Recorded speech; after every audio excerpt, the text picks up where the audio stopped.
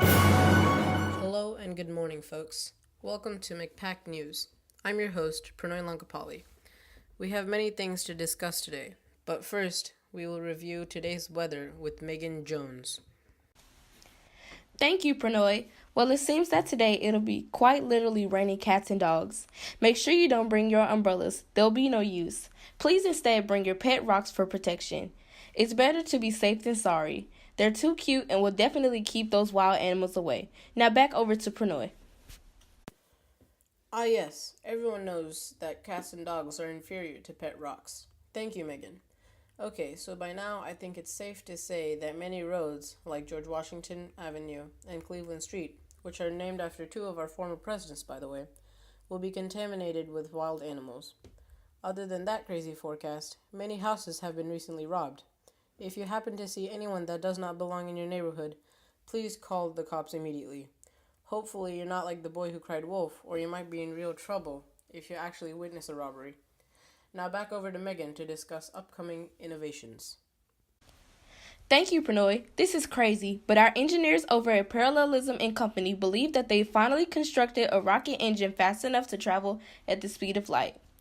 They claim the engine was easy to make, but it also easily falls apart. With this new rocket engine in our possession, the possibilities are endless. It might be our only opportunity to discover planets that can support life, investigate existing planets that we've never been able to explore before, and uncover civilizations that are millions of light years away. Scientists claim this technology is easy come and easy go, so we should use it to our advantage while we still have it. Back over to you, Pranoy. Moving on. Yesterday, authorities finally arrested the infamous Jessamine Lake. She was found at the Mose Museum in Paris with her boyfriend, Nathaniel Tate, in an attempt to steal the priceless All for One and One for All painting by Leonardo da Vinci. As we know, over the past couple of years, Lake had operated 5 successful heists at Mose. During every single one of those heists, the cameras were shut down, the doors unlocked, and the guards knocked out. The Moes had been doubling their security ever since Lake's second heist in the hope of catching and stopping her. But their attempts had been fruitless until yesterday evening.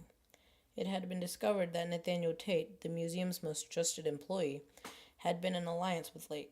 He had turned himself in with information regarding Lake when she broke his heart and smashed it to pieces. When asked about his motives in assisting Lake, Tate said that he had been in love with her and wanted to help her. When authorities questioned Lake, she said she was just using him. In court, when Judge Judy charged them both with first-degree theft, Lake turned to Tate and said, "Never let a fool kiss you, or a kiss fool you." And to that he replied, "Love as if you would one day hate, and hate as if you would one day love." Both will be serving 20 years in prison as of now. And back over to Megan. Wow, that was tough, Pranoy. May those two lovebirds eventually find peace in the future. Speaking of the future, tomorrow is going to be a very special day. Special day, you ask? What's the occasion? It's Joji Frank's birthday. He'll be turning, get this, 129 years old. Sources say that he is living a healthy life with his grandchildren in Alabama. Now, being 129 years old immediately means that Joji is a frail and weak old man, right? That is certainly not the case here. Joji engages actively in golf, doesn't require a wheelchair or cane, and is still able to drive a car without assistance even though his grandchildren forbid him to do so. His secret to such a healthy life, in his words, is to never be afraid because fear leads to anger, anger leads to hate. Hate eventually leads to suffering. With that being said, remember to wish Joji a big happy birthday tomorrow. He's sure to appreciate the love. I'm pretty sure he stole that saying from Yoda, Megan. Either way, our last segment is on education, or the lack of it.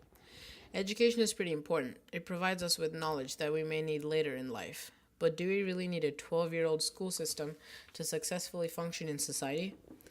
According to the students at Macbeth High, the answer is no. The students for the last couple of weeks have been protesting about going to school. Surprisingly, some teachers, too, have joined the protest against school. Those teachers, unfortunately, were fired as of Monday. Lorraine Bell, the principal of Macbeth High, is without a doubt upset about the whole ordeal. Bell is currently seeking out new teachers with a passion for learning to hire. Bell is also fighting to reinforce school laws and school importance. For for those who want to join her cause, she'll be holding an open meeting in the Macbeth Auditorium tonight at 5 o'clock p.m. That's all we have here today at McPack News.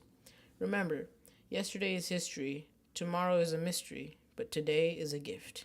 Thank you for tuning in, and we hope to see you guys next time.